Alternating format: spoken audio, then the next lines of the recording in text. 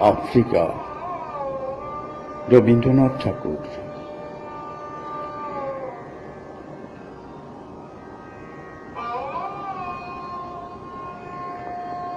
উদ্ভ্রান্ত সেই আদিম যুগে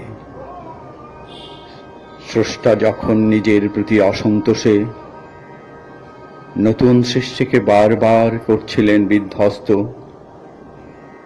তাঁর সেই অধৈর্যে ঘন ঘন মাথা নাড়ার দিনে রুদ্র সমুদ্রের বাহু প্রাচী ধরিত্রীর বুকের থেকে ছিনিয়ে নিয়ে গেল তোমাকে আফ্রিকা। বাঁধলে তোমাকে বনস্পতির নিবিড় পাহারায়, কৃপণ আলোর অন্তঃপুরে। সেখানে নিভৃত অবকাশে তুমি সংগ্রহ করছিলে দুর্গমের রহস্য, চিনছিলে জল, স্থল, আকাশের দুর্বোধ সংকেত। প্রকৃতির দৃষ্টি অতীতে জাদু মন্ত্র জাগাচ্ছিল তোমার চেতনাতীত মনে। বিদ্রুপ করেছিলে ভীষণকে বিরূপের ছদ্মবেশে। শঙ্কাকে চাচ্ছিলে হার মানাতে, আপনাকে উগ্র করে বিভীষিকার প্রচণ্ড মহিমায় তাণ্ডবের দুন্দুভি নিনাদে।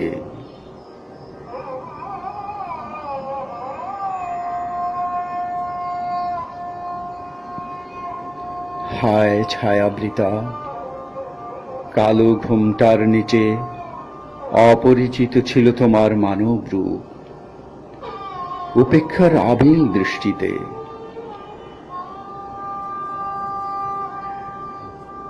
এলো ওরা লোহার হাত কড়ি নিয়ে, নখ যাদের তীক্ষ্ণ তোমার নেকড়ের চেয়ে। এলো মানুষ ধরার দল, গর্বে যারা অন্ধ তোমার সূর্যহারা অরণ্যের চেয়ে। সভ্যের বর্বর লোভ নগ্ন করল আপন নির্লজ্জ অমানুষতা।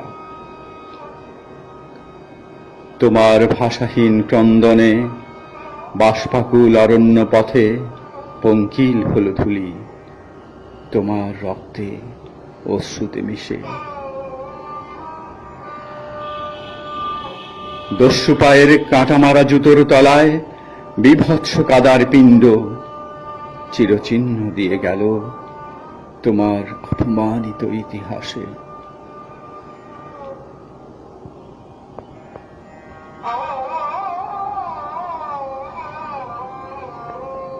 সমুদ্র পারে তাদের পাড়ায় পাড়ায় মন্দিরে বাজছিল পূজার ঘণ্টা।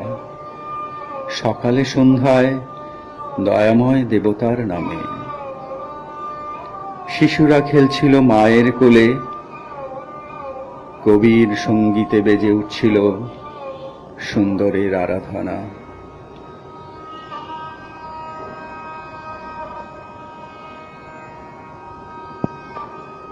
আজ যখন পশ্চিম দিগন্তে প্রদোষকাল, ঝঞ্ঝা বাতাসের ঊর্ধ্বশ্বাস, যখন গুপ্ত গহ্বর থেকে পশুরা বেরিয়ে এলো, অশুভ ধ্বনিতে ঘোষণা করল দিনের অন্তিম কাল। এসো যুগান্তের কবি, আসন্ন সন্ধ্যার শেষ রশ্মিপাতে দাঁড়াও ওই মানহারা মানবীর দ্বারে। বলো ক্ষমা করো হিংস্র প্রলাপের মধ্যে, সেই হোক তোমার সভ্যতার শেষ পুণ্যবাণী।